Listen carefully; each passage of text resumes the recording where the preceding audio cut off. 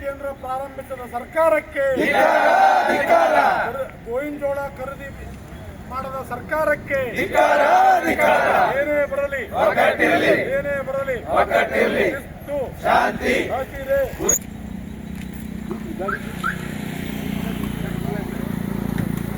10 ರಿಂದ 12 lakh metric ton ಅನ್ನ ಗೋವಿಂಜೋಳ ಬೆಳೆದಿದ್ರು ಕೂಡ ಸರ್ಕಾರ ಕೇವಲ ರೈತರಿಗೆ 5 ಕ್ವಿಂಟಲ್ 12 ಕ್ವಿಂಟಲ್ ಅಷ್ಟನ್ನ ಖರೀದಿ ಮಾಡಬೇಕು ಅನ್ನೋಂಥದ್ದನ್ನ ಎಕರೆಗೆ ಈಗ ನಿರ್ದೇಶನ ಕೊಟ್ಟಿದ್ದನ್ನ ಇದನ್ನ ಕರ್ನಾಟಕ ರಾಜ್ಯ ರೈತ ಸಂಘ ಹಾವೇರಿ ಜಿಲ್ಲೆ ಖಂಡಿಸ್ತೈತಿ.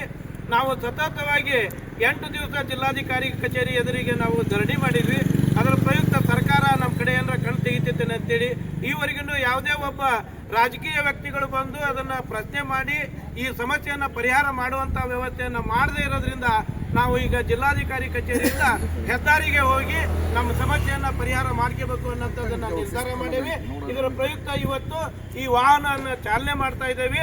ಎಲ್ಲ ಪ್ರತಿಯೊಬ್ಬ ಗೋವಿಂಜೋಳ ಬೆಳೆದಂಥ ರೈತರಿಗೆ ನೀವು 8ನೇ ತಾರೀಕಿಗೆ ಏನು ಬಂದ್ ಕರೆ ಕೊಟ್ಟೈತಿ ಹೆದ್ದಾರಿ ಮುಂದೆ ನಾವು ಕರೆ ಕೊಟ್ಟೇವಿ. ಅದಕ್ಕೆ ನೀವೆಲ್ಲರೂ ಹೆಚ್ಚಿನ ಸಂಖ್ಯೆದಾಗ ಬರಬೇಕು, ಈ ನಮ್ಮ ಸಮಸ್ಯೆಯನ್ನು ಪರಿಹಾರ ಮಾಡಬೇಕು ಅಂತೇಳಿ ತಮ್ಮ ವಾಹನಗಳ ಮುಖಾಂತರ ನೀವು ಹೆದ್ದಾರಿಗೆ ಬರಬೇಕು ಅಂತೇಳಿ ಇದ್ರ ಮುಖಾಂತರ ನಮ್ಗೆ ಬೇಡಿಕೆ ಏನಿಷ್ಟ 2400 ಬೆಂಬಲ ಬೆಲೆಯಲ್ಲಿ ಘೋಷಣೆ ಆಗೈತಿ.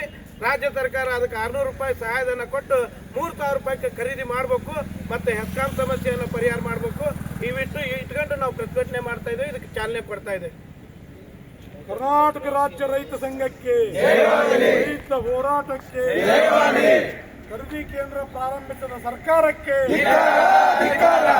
ಗೋವಿಂಜೋಳ ಖರೀದಿ ಮಾಡದ ಸರ್ಕಾರಕ್ಕೆ ಏನೇ ಬರಲಿ ಏನೇ ಬರಲಿ ಶಿಸ್ತು ಶಾಂತಿ ಹಸಿರೆ.